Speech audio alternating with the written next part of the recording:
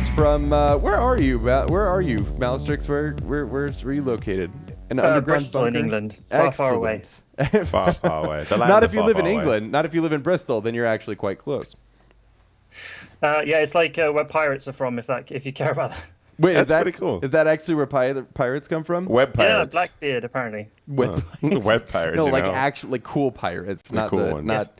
not the ones who wear Guy Fawkes masks and troll messages. Oh, come on. They know what they're kind of doing sometimes. Of course, for those of you who have been living under a rock, let's give you a quick recap of what has happened. Literally everything the past 24 hours has been a maelstrom of roster news. Awesomeness. Holy crap. Guess what? Arteezy and Universe decided to leave EG out of nowhere. Who else? Fear and Sumail decided they didn't want to stick around for the craziness. Though we have no confirmation of that yet. Anyway, it happened. Also, Weeha and Misery are off of Team Secret, and guess where Arteezy and Universe decided to go? They take a nice long vacation and jumped on that Team Secret bandwagon. Oh yeah. Now there's the issue, of course, is that while we do have Universe and Arteezy confirmed on Team Secret, quite a few other moving pieces are unconfirmed as it stands. We have tweets from Suns fans saying that Digital Chaos is no more. We have tweets from, or we have a Fragbite report saying that perhaps Fear and Sumail considered leaving the organization at one point. It's really hard to tell where things stand at this point until we get official confirmation.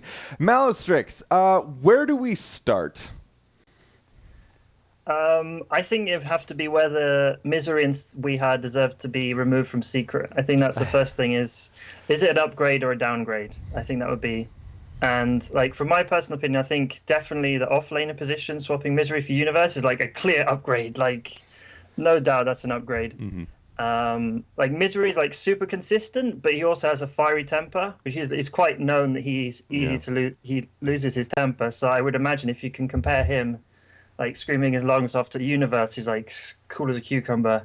It's like easy swap. And then for like Weeha and Arteezy, Weeha, I kind of think he didn't do as well on this patch as the previous patch. And I mean, he played Invoker, and I don't know, he wasn't that lethal. I don't know, I just didn't feel as lethal as before. And I'm not sure if Arteezy will do better than him when he joins Secret, I think. Well, that's really the question that has to be asked here, isn't it? I mean, we could talk a lot about the movements that happened, but I like starting with the idea that Team Secret made a roster swap at all. Now, there's some speculation. Again, we have no confirmation of this without an official release from EG or other confirmed sources, but it sounds like there was a bit of trouble in paradise in EG. Was this just perhaps a move to lock down two extremely respectable players as they walked out the door of EG? And do you think, like you said, is it an upgrade that's going to make a difference at Manila?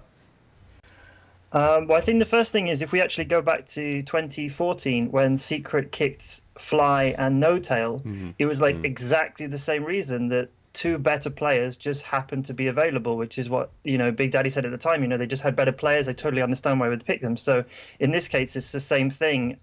I would imagine that it's Arteezy said he's got problems in EG.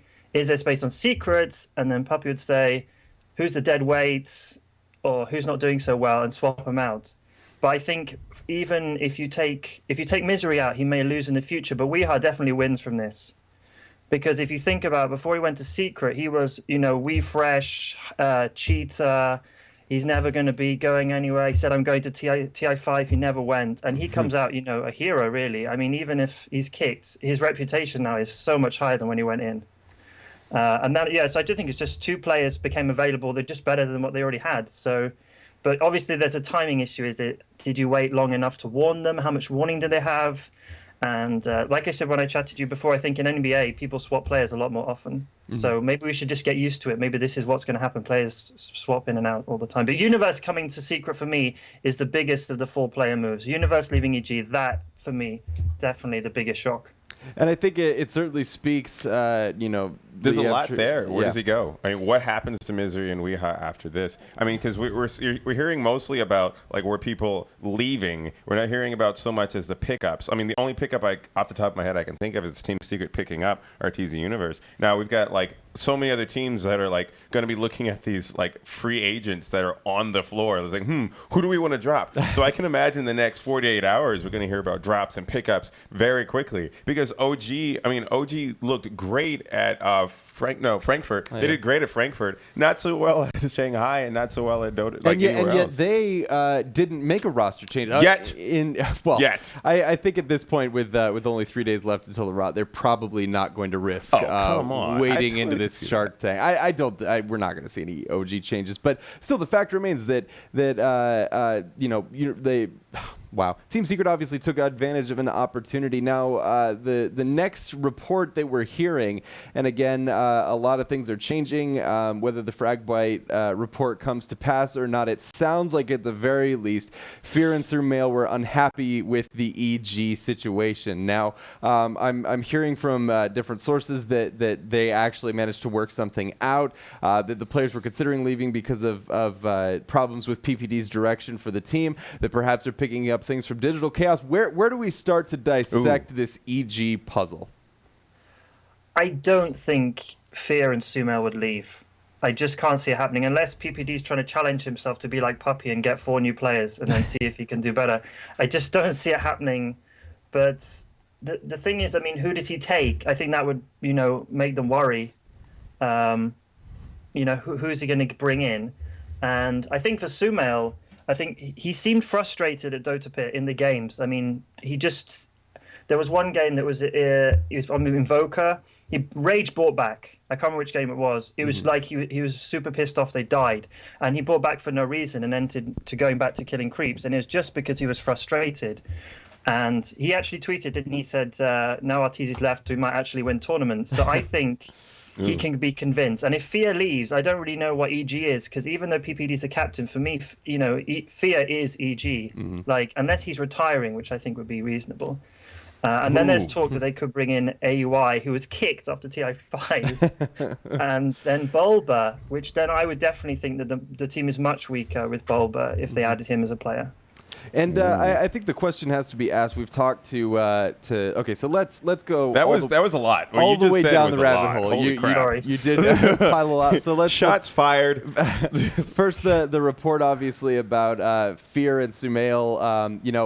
There was a report on Fragbite. Of course, sources were telling a reporter that they were thinking about leaving the team. But what sources was it? It says close to Fragbite, a freelance editor. Doesn't name his sources. Technically, it could be true, but it just seems so far-fetched. Well, the issue, of course, with source reporting is that in order to properly predict something, that's going to come to pass, you have to follow the story so far down the rabbit hole, find a ton of verification on a story, and then, of course, a lot of times people won't actually report the story until they're close to making an actual deal. So the question then becomes, did the sources tell him the truth? Were Fear and Sumail actually thinking about leaving, but they resolved their differences? Honestly, I don't know that we'll ever know. I mean, let's actually look at it from a position like hypothetically. Let's think about it. Fear and Sumail leaving, that leaves PPD on the team by himself. With Bulba and Auri 2000 possibly coming back, PPD already kind of doesn't like Auri 2000. I don't see that happening. They've got 2 of their core players. Fear of all people leaving the team. Fear possibly leaving. Universe for sure leaving. There's a lot on this right now where NA Dota's golden boys are possibly up in the air. Are they even going to make it international appearance? And who knows? The question that I, of course, have is even if Fear and Sumail considered leaving the team, where do they go? At this point, take a season off. The market for and I don't think that for Fear that's an option. I think for Fear right now it's either keep playing or retire. I totally agree. I think it's play or retire. But I mean, he's been there so long. You can't see him going in any other team. So I think if he did leave, it would have to be retirement. But then why would he retire? Because at Dota P he was playing really well. I mean, he was, I would guess, one of their 2 best players at that tournament. So it makes no sense for him to retire. Thing is with OG, OG is a team where you think they put friendship first over skill, but I think EG is, I don't know, EG seems different, or, OG for me thought they needed a change. I don't know, because some of their players, like Crit wasn't playing as well as Frankfurt Major, perhaps it's a bit overconfidence, they're sort of saying, oh, we're the best, and then maybe now they're sort of more humbled. For Sumail, I have no idea where he would go. Well, that's Where exactly does he it. fit in? Because Absolutely. he's very outspoken. He says stuff that can be quite offensive. But for EG, in the past, they had a player called Hydra for StarCraft 2, and he used to say lots of offensive stuff. So EG is totally used to dealing with this kind of stuff, and they're okay with that. But I'm not sure other teams would be like that. So the only thing I could think of is that perhaps Suns fan has said Digital Chaos is a mess. How about we come to some kind of deal where we get the best players of both our teams, we put them together, NA Pride, let's do it, TI6, that's a possibility. But again, how would the business side of that work out? So well, Digital Chaos is a much smaller entity, so I think Good Game Agency would just absorb Yeah, Digital Chaos. And if you give them some sort of financial compensation for their services, then obviously Suns fan can successfully divest himself of a rather large commitment, and who knows, go back to casting, tournament organizing, wherever the wind takes him. I think it's clear that especially as complexity rose to prominence, North America got just maybe a little bit too crowded to have high-level teams. Yeah, absolutely. Because when there are only 2 spots to be given in North America, and you've got 3 teams that are all investing quite a bit of money. Well, DC was complexity in DC third. Yeah, and DC is suddenly a distant third. They bring in Resolution, and maybe they have to fight their way back to the top again. Do you like your chances in that scenario? And I say no. So then obviously the question becomes, we have no confirmation or anything yet, but if you bring Bulba and Aoi back to the roster, what is that team capable of? I can't understand the logic behind it. I really can't. Bulba needs to go to management. This guy is toxic. He's awful. You can't deal with him. It's not worth the stress of winning to be with AUI. I had to get rid of him. Oh, wait, someone's left. Hey, do you want to come back? I just don't understand how it would work. I mean, AUI must be a great guy if he even considered to come back after the way he was treated. And the best part I liked about AUI was after he got kicked, he still appeared in an advert for the team, even though he wasn't even playing for them anymore. Or it was published and he was still in the video. So... Yeah. Well, and let's talk about what happens to people when they're backed into a corner. I think when you win an international, you're rolling in cash, you look at your roster options and say, we can kick anybody we want and pick up fucking Arteezy, man.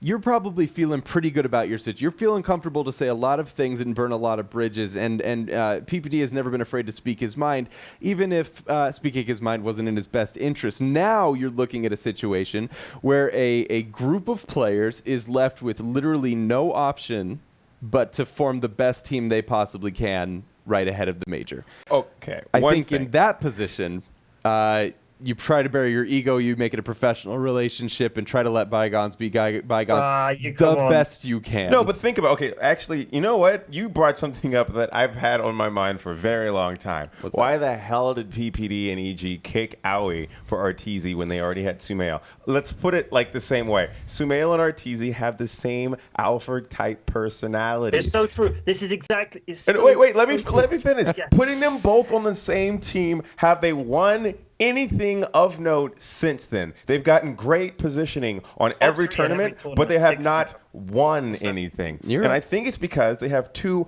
alpha-type personalities that they literally need so much farm in order to be effective. Now, kicking Aoi single-handedly brought techies into the international meta. Like, he was just like, this is why you ban techies on EG. That's true. It's because of Aoi 2000. And I think he says his name AUI. I don't know. Message me, man. But anyway, long story short, Aoi 2000 is a very, he's like a utility hero. Every person has a position on the team, but Aoi can pretty much play any position well enough that he's going to be a pain to the other people. So this is a history lesson, but kicking Aoi was probably one of the points in EG's history that was probably a turning point for them not to win the rest of this year's majors.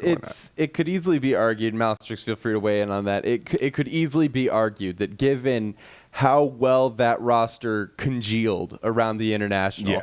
Yeah. You let Sumail do his carry thing. Fear is able to sort of subvert his ego for the sake of his team, even if it means playing a position 2 or 3 gyrocopter. Aoi willing to play the utility hero that also farms and has a high impact. And then you've got an offlaner who makes a difference in team fights. You could argue that lineup was perfect as it was. Yeah. And for whatever reason, they got greedy. They picked up Arteezy because for whatever reason, once again, they thought it would be an upgrade. And it just didn't work out. MalyStryX, your thoughts?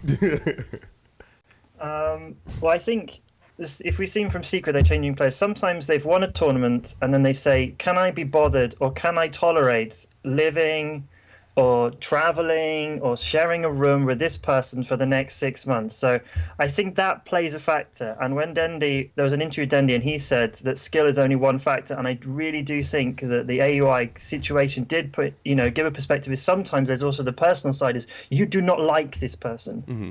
And it's really difficult when you don't like someone. And these people maybe have to practice 6-8 hours a day with a person you don't like. You're going to events, you have to smile, you have to do all this business. And sometimes it's not even worth, as PPD said, it's not worth the stress. And with Arteezy versus Sumail, the reason I wasn't surprised he left is because if you watched him, Arteezy is like muted. Like Arteezy is like, he wants to be impactful, And in Dota, there's only one match, I think, in the tournament where he actually made an impact, which is he was on Ursa, an aggressive hero. Mm-hmm. And the rest of the time they gave him stuff like Spectre, and he's not the impact. Sumail's in the mid, soaking up all the fame, Invoker, Cyclones, Sunstrikes, amazing. And he's sitting there going, that should be me. Yeah. And I agree with Malice, they're the same kind of character, not for farm, but for personality, is the swagger. Mm-hmm. Sumail is like Arteezy's slightly younger version 2. And you can't have them in the same team. They're both trying to, out-tweet each other. I can win a tournament without you. Fuck you. It's crazy, this kind of stuff. So I think personality, friendships and stuff does factor in. I think it really does in these decisions. And we, as, outsiders, we don't know that. So it could be like, oh, why are they kicking him? He's a really good player. Yeah, but he might be annoying to spend time with, or he might be stressful, or maybe when... for example, in some tournaments in China, I went to WCA, and you can see sometimes a captain will get annoyed if someone is too mouthy and says too much. Like, shut up, I'm the captain. Mm-hmm. Shut up, stop debating my decisions, which is why PPD didn't like AUI. So it could be they have too many opinions and they need to be put in their place. So they said, well, whatever, just go. And that's I think you really hit the nail on the head that it's not just about how much farm you get, what your stats are, how quote unquote the ever evolving metric of how good people think you are is such lazy analysis, because at the end of the day, like you talked about, your personalities have to congeal. And one of the most incredible things about the Fear, Sumail, Universe, Aoi, PPD lineup was the fact that unlike Arteezy, Fear could quietly play a Spectre, a Gyrocopter, could quietly play these farming heroes, slowly grow until he becomes a consistent damage dealer, and let the playmaking support in Aoi and Sumail in the mid lane set up the ganks and the kills for him. We saw it time and time again. He just plays completely different from Arteezy. Now the question, of course, then becomes, our Secret obviously coming out well ahead in this acquisition. Universe, an extremely consistent player. I think that undoubtedly it is an all-star team, easily. Yeah. And do you think that the personalities are there for this team to congeal the way that previous great rosters have? Well, we know Arteezy and Eternal Envy are good friends, so that makes sense. And Puppy has managed to fashion anything out of the people you pick, like Weeha, Misery. We're like, what's going on? They start winning tournaments. So I think it would work out. I mean, the only thing I assume Arteezy's going mid. So he gets to return mid. So that's assuming he can do as well mid as he used to, because he hasn't been playing mid. He's been playing... Well, they do change roles, him and Sumail. But I do think Secret is the team to beat now. And I think EG would struggle to find players to match them now. And AUI... I think it would be AUI and Bulba, maybe a team. Maybe they have to come together. Maybe it's like a package deal, buy one, get one free. So he has to come together. So I think that may be one reason why. But Bulba, I think, is a good coach. So... perhaps they could bring him on as a coach and then have another fifth or something like that. That would, for me, make it a possibly good roster. I think if he used his knowledge as a coach, but maybe not as a player. You're talking about EG in this case, bringing on a different player in the off lane. Let me throw a formula at you.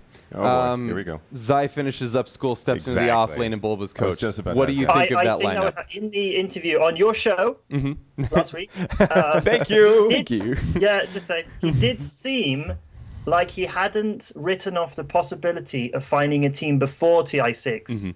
From the way he was talking, he was kind of like not trying to be too cocky, like, I'm going to be, the most marketable freelance, everyone will have me, but after TI6. I like that. But I think if the opportunity came, he would take it. And I think there was an inkling that he wants to find a team, or he has already found a team and can't tell you.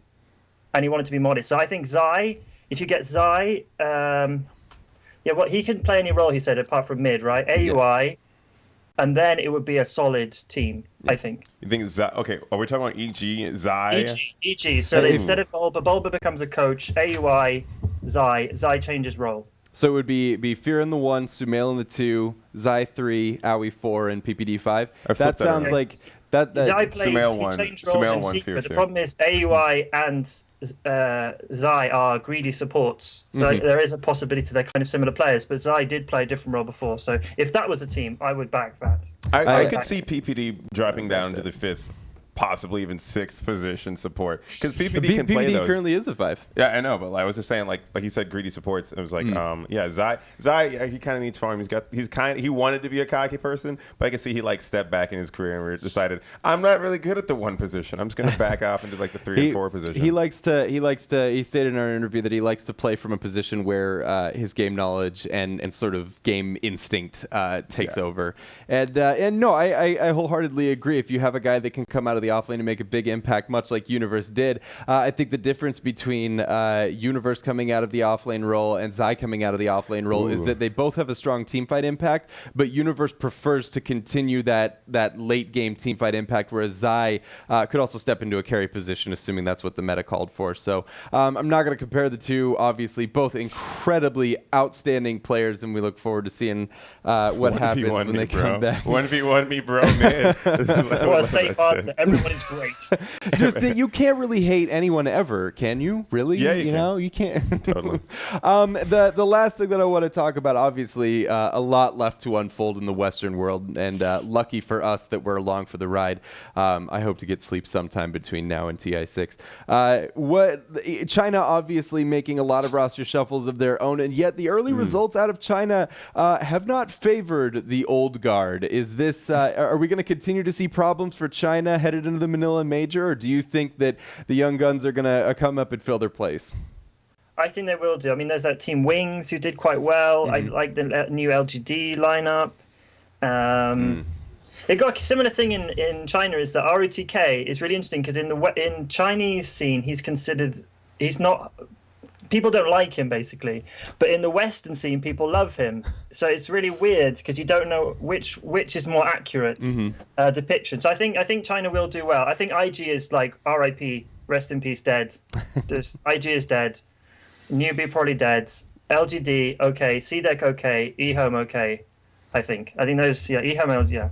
And from what I understand, VG Gaming, despite its new all-star lineup, actually got beat by its farm lineup earlier today. So oh my God. Maybe it's time for the VG potentials and the Wings to come and say, this is how you actually play it. Because if we've seen anything from MVP at the previous Shanghai, well, no, not Shanghai, from Dota Pit? I am completely blanking. Thank you, Dota You're Pit. welcome. If we saw anything from MVP, it was only Dota 2 days Pit, ago.